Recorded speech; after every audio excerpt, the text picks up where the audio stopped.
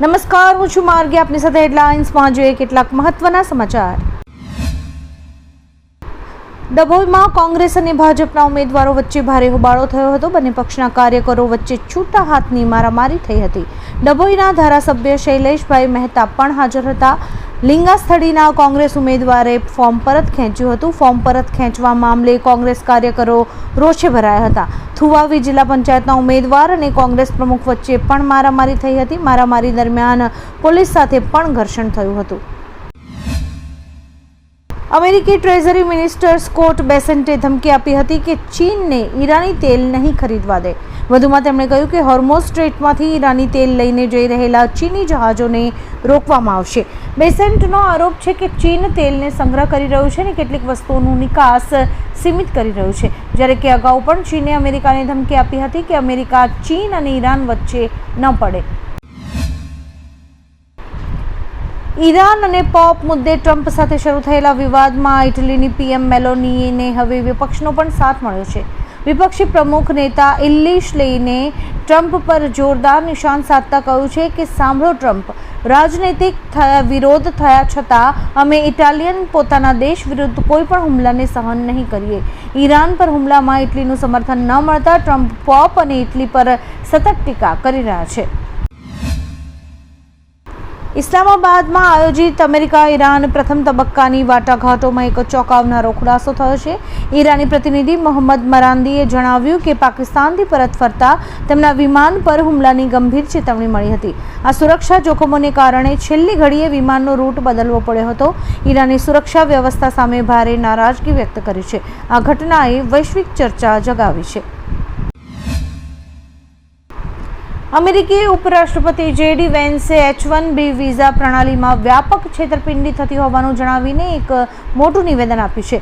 તેમણે કહ્યું કે એક તરફ આ સિસ્ટમમાં ખામીઓ છે તો બીજી તરફ મારા સાસરિયાઓ એટલે કે ભારત જેવા લોકો દેશને સમૃદ્ધ પણ બનાવે છે. અમેરિકામાં આવતા નાગરિકોની જવાબદારી છે કે તેઓ માત્ર અમેરિકા વિશે વિચારે. જો દરેક વ્યક્તિ પોતાને અમેરિકન માનશે તો જ આ સિસ્ટમ સફળ થશે. ઈરાનની દરિયાઈ નાકાબંધી સખત કરવા અમેરિકાએ 10,000 નેવી જવાનો મરીન અને એરમેન મેદાનમાં ઉતાર્યા છે. ફારસની ખાડીમાં 1 ડઝન યુદ્ધ જહાજો અને વિમાનો તૈનાત કરાયા છે.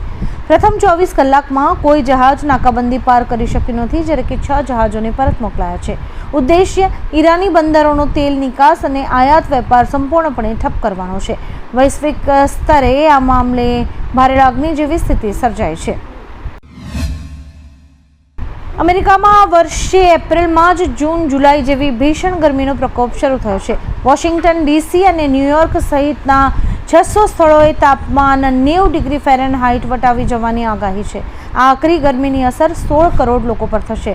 હવામાન વિજ્ઞાનીઓએ તેને જળવાયુ પરિવર્તનની ગંભીર અસર ગણાવી છે. ઓછા વરસાદ અને સૂકી હવાને કારણે જંગલોમાં દવ લાગવાની ભીતિ પણ સેવાઈ રહી છે. સરકારે 2029થી 33% મહિલા અનામત લાગુ કરવા લોકસભાની બેઠકો 850 કરવાનો પ્રસ્તાવ રજૂ કર્યો છે, જે અંતર્ગત 273 બેઠકો મહિલાઓ માટે આરક્ષિત રહેશે. 16 થી 18 એપ્રિલના વિશેષ સત્રમાં આ અંગેનું બંધારણીય સુધારો વિધેયક લાવવામાં આવશે. જોકે દક્ષિણ ભારતના રાજ્યોએ બેઠકો વધારવા સામે વિરોધ નોંધાવ્યો છે. 2026ના ડ્રાફ્ટ મુજબ આ ફેરફાર જનગણના અને સીમાંકન બાદ અમલી બનશે. વડોદરા ભાજપમાં ટિકિટ ફાળવણી બાદ આંતરિક વિખવાદ વકર્યો છે. વોર્ડ 5ના ઉપપ્રમુખ અક્ષય સુથારે ભાજપના જ કાર્યકર કરશન રબારી વિરુદ્ધ જાનથી મારી નાખવાની ધમકી આપ્યાની ફરિયાદ કરી છે. અક્ષય સુથાર મૂળ કોંગ્રેસમાંથી ભાજપમાં આવ્યા હોવાથી આયાતી વિરુદ્ધ મૂળ કાર્યકરોનો જંગ તેજ બન્યો છે. આ વિવાદે સ્થાનિક રાજકારણમાં ગરમાવો લાવી દીધો છે, જેમાં હવે પોલીસ તપાસ પણ કરી રહી છે. અમદાવાદમાં 45 ડિગ્રીની કાળઝાળ ગરમી વચ્ચે ફરજ બજાવતા ટ્રાફિક જવાનો માટે એક રાહતના સમાચાર છે. ભર તડકે રસ્તા ઉપર ઊભા રહેતા 1800 પોલીસ કર્મીઓ અને 2550 TRP જવાનોને ખાસ હાઈટેક કુલિંગ જેકેટ આપવામાં આવશે. આ કવચ જવાનોને હીટવેવ અને લૂથી બચાવશે. ધોમધકતા તાપમાં ગરમ વરાળ ફેંકતા રસ્તા ઉપર ટ્રાફિક નિયમન કરતા કર્મચારીઓની સુખાકારી માટે આ આધુનિક નિર્ણય લેવાયો છે.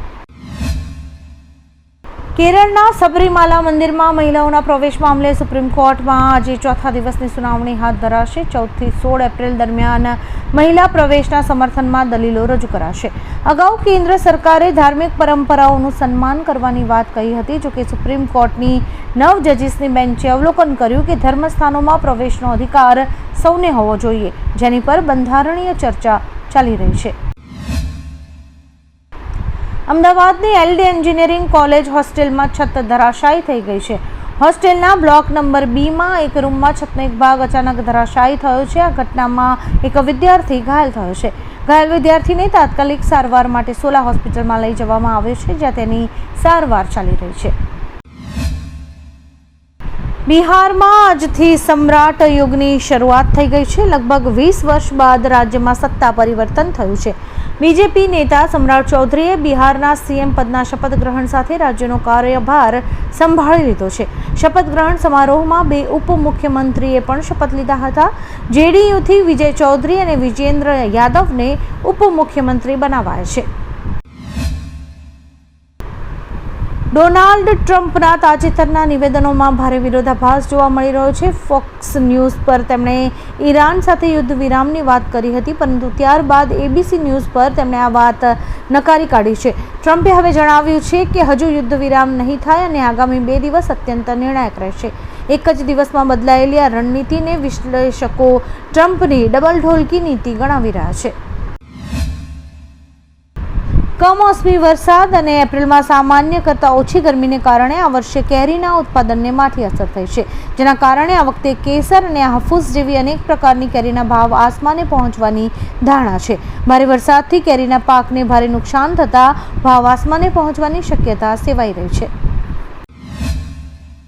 અમેરિકાએ ઈરાન સાથે પાકિસ્તાનમાં વાતચીત ફરી શરૂ કરવા માટે 2 શરતો રાખી છે. પહેલી શરત છે કે સ્ટ્રેટ ઓફ હોર્મુઝને સંપૂર્ણ રીતે ખોલવામાં આવે, જેથી જહાજોની અવરજવર સામાન્ય થઈ શકે છે. જ્યારે કે બીજી શરત એ છે કે ઇસ્લામાબાદમાં થનારી વાતચીતમાં જે કોઈ કરાર થાય તેને ઈરાનના સર્વોચ્ચ નેતા અને અધિકારીઓએ મંજૂરી આપવી જોઈએ. અમેરિકા ઈચ્છે છે કે પહેલા પરિસ્થિતિ સામાન્ય થાય અને પછી ઈરાનનું પૂરું સમર્થન મળે. મહારાષ્ટ્ર સરકાર દ્વારા 1 મે થી તમામ લાયસન્સ ધરાવતા રિક્ષા અને ટેક્સી ચાલકો માટે મરાઠી ભાષાનું જ્ઞાન ફરજિયાત કરાયું છે. પરિવહન મંત્રી પ્રતાપ સરનાઈકે જણાવ્યું કે 59 પ્રાદેશિક કચેરીઓ દ્વારા ડ્રાઈવર્સની મરાઠી વાંચન લેખનની ચકાસણી કરાશે. મરાઠી ન આવડતી હોય તેવા ચાલકોના લાયસન્સ રદ કરવાની ચેતવણી અપાઈ છે. સ્થાનિક મુસાફરોની ફરિયાદો બાદ આ નિર્ણય લેવાયો છે. રાજ્યમાં સ્થાનિક સ્વરાજ્યની ચૂંટણીમાં પાલિકા અને પંચાયતની આશરે 10,000 બેઠકો પર આજે ફોર્મ ખેંચવાના અંતિમ દિવસ છે. તેવામાં આપ અને કોંગ્રેસની ચિંતામાં વધારો થયો છે. ઉમેદવારો પોતાની ઉમેદવારી પરત ખેંચતા ભાજપની જીત નક્કી થઈ જતા કોંગ્રેસને માથે મોટું સંકટ આવી ગયું છે. ગુજરાતમાં આજે અનેક કોંગ્રેસી અને અપક્ષ ઉમેદવારોએ ફોર્મ પરત ખેંચ્યા છે. ફોર્મ પરત ખેંચતા ભાજપની વિજયી સીટોમાં વધારો થયો છે. ચેન્નાઈ સુપર કિંગ્સ સામે કોલકાતા નાઇટ રાઇડર્સને હારનો સામનો કરવો પડ્યો હતો. આ મેચમાં કેકેઆર ટીમ સ્લો ઓવર રેટનો શિકાર બની છે. આવી સ્થિતિમાં ટીમના કેપ્ટન અજિંક્ય રહાણે પર 12 લાખનો દંડ ફટકારવામાં આવ્યો છે. આઈપીએલમાં સ્લો રેટને લઈને દંડ ભોગવનાર રહાણે 5મા કેપ્ટન છે. આ પહેલા શ્રેયસ અય્યર, ગિલ, ગાયકવાડ અને પંડ્યા પણ સ્લો ઓવર રેટનો શિકાર બની ગયા છે. સુરતના વોર્ડ નંબર 18માં આમ આદમી પાર્ટીના ઉમેદવાર ગૌતમ પટેલને ભાજપના લોકોએ ડરાવી ધમકાવીને ગાડીમાં બેસાડી લઈ જવાનો પ્રયાસ કર્યો હોવાનો ગંભીર આક્ષેપ રજની વાઘાણીએ કર્યો છે. આપના નેતાઓના જણાવ્યા અનુસાર ગૌતમ પટેલને રાતભર કોર્ડન કરી દબાણ કરાયું હતું. અંતે આપના પદાધિકારીઓએ સ્થળ પર પહોંચી તેમને છોડાવ્યા હતા, જેના કારણે રાજકારણ ગરમાયું છે અને પોલીસ તપાસની માંગ ઉઠી છે. એલપીજી ગેસને લઈને વધુ એક જહાજ ગુજરાતના કંડલા બંદર પર પહોંચ્યું છે. 20,000 મેટ્રિક ટન એલપીજી ભરેલું ભારતીય જહાજ જગવિક્રમ સુરક્ષિત રીતે હોર્મુઝ પાર કરીને આજે કંડલા પોર્ટ પર પહોંચી ગયું છે. યુદ્ધ વિરામ બાદ જગવિક્રમ નામનું ભારતીય એલપીજી જહાજ હોર્મુઝ સ્ટ્રેટને પાર કરનારું પ્રથમ ભારતીય જહાજ બન્યું છે. હોર્મુઝને સુરક્ષિત રીતે પાર કરેલું આ ભારતનું 9મું જહાજ છે. અમદાવાદના રામોલ હાથીજણ વોર્ડમાં રાજકીય ગરમાવો આવ્યો છે. કોંગ્રેસ ઉમેદવાર બીનાબહેન મોદીએ ભાજપના ઉમેદવાર મૌલિક પટેલ પર ફોર્મ પાછું ખેંચવા 25 લાખ રૂપિયાની ઓફર કર્યાનો આક્ષેપ કર્યો છે. બીનાબહેને જણાવ્યું કે અંગત લોકો દ્વારા સતત દબાણ અને લાલચ આપવામાં આવી રહી છે, પરંતુ તેઓ પ્રજાના હિત માટે મેદાનમાં મક્કમ રહેશે. આ મામલે મૌલિક પટેલે મૌન સેવ્યું છે. આ આક્ષેપોથી રાજકારણમાં ખળભળાટ મચી ગયો છે. આવા જ કેટલાક રસપ્રદ સમાચારો નિહાળવા માટે અમારી YouTube ચેનલને લાઇક, શેર અને સબસ્ક્રાઇબ કરો અને જોતા રહો હેડલાઇન્સ.